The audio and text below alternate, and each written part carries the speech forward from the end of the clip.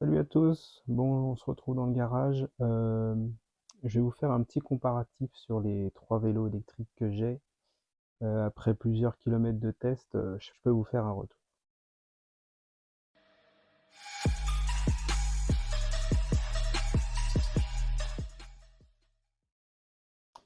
Donc je vais commencer par le moteur type Solex.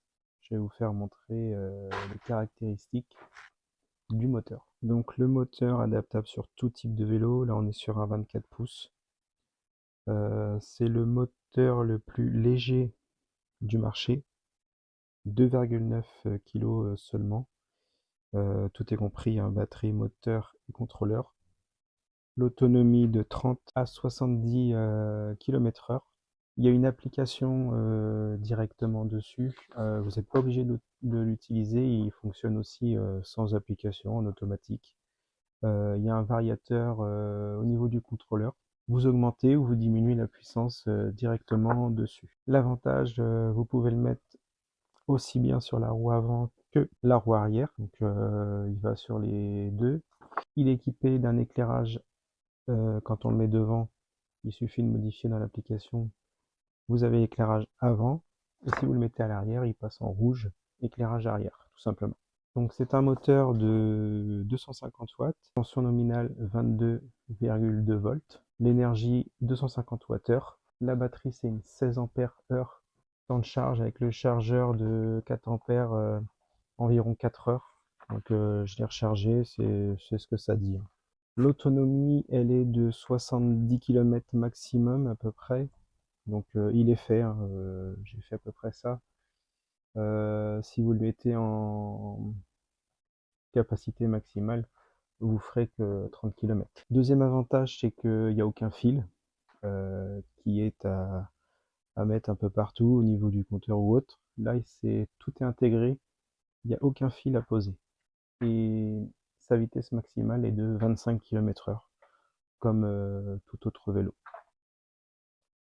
Donc pour le kit YOS Power, donc là on est sur un moteur 350 watts, 36 volts, déjà un peu plus costaud.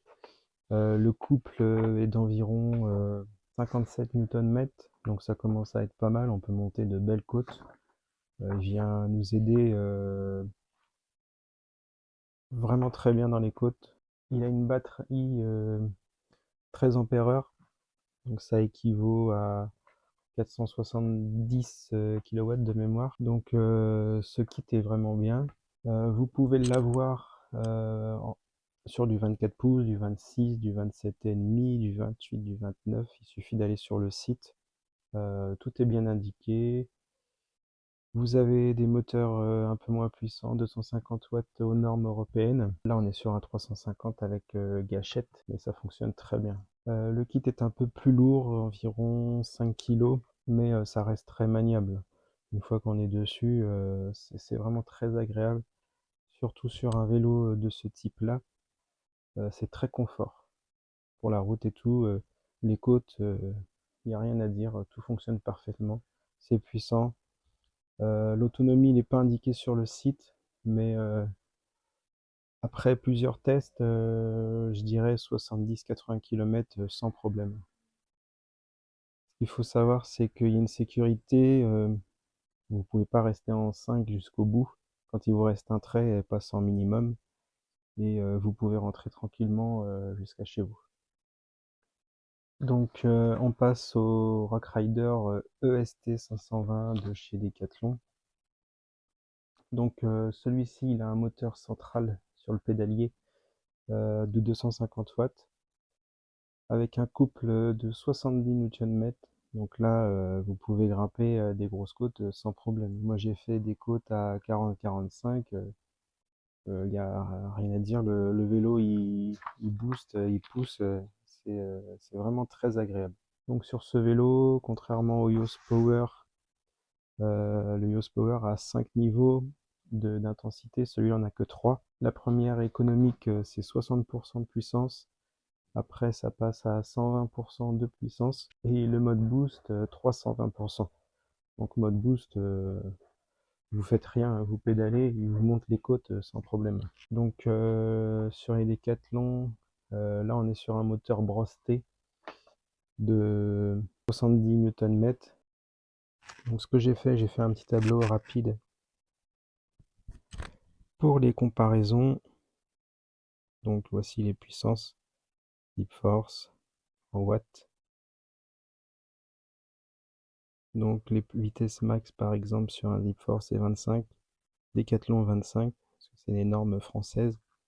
Le Yoast Power, celui-ci n'est pas aux normes françaises, il atteint 30-32, mais dans l'écran on peut le brider à 25, donc là il est en 25 km/h.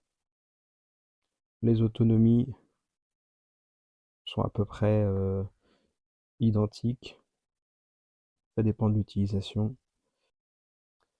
Donc voilà le petit retour. Moi ma préférence, bon, ça reste quand même mon VTT.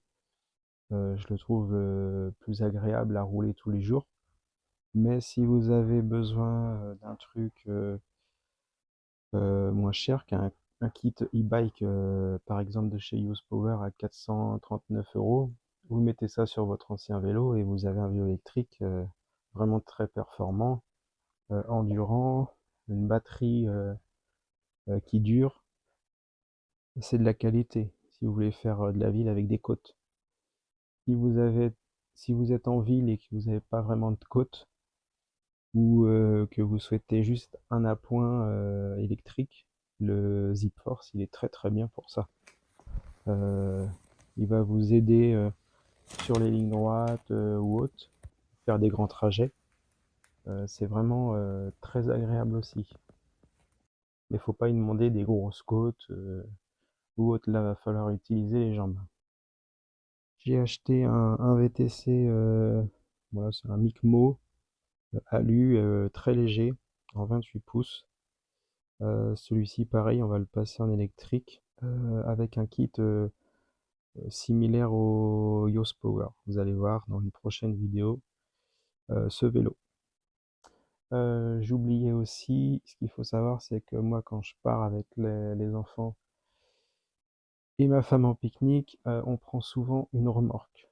Donc moi j'ai ce type de remorque, donc une remorque caisse 90 litres.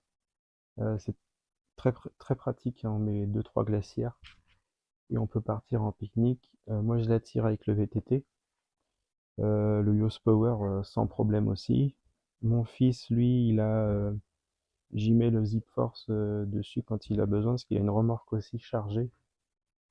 Donc pour moi qui peine, le Zip Force vient l'aider. Et j'ai envie de tester le Zip Force directement sur la remorque, puisqu'il n'a pas besoin d'être connecté à un téléphone. On met le capteur de pédale directement sur mon vélo, et le Zip Force va venir aider directement la remorque. Donc je vous ferai une petite vidéo sur une remorque à assistance électrique modifiée. Ça peut être pas mal. Dites-moi en commentaire si ça vous plaît cette idée. Sur ce, je vous souhaite une bonne journée et je vous dis à très bientôt pour une prochaine vidéo. Merci à vous.